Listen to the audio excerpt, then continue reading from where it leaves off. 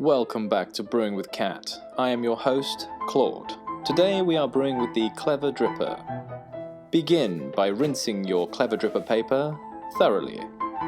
Once it is adequately rinsed, discard of this water and replace your brewer back on the scale. 22 grams of freshly ground coffee to 270 grams of 96-degree water should suffice.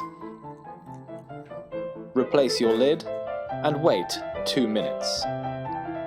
Doesn't it smell delicious? Take a teaspoon and stir the crust in a circular motion, ensuring all of the grinds fall to the bottom of the brewer.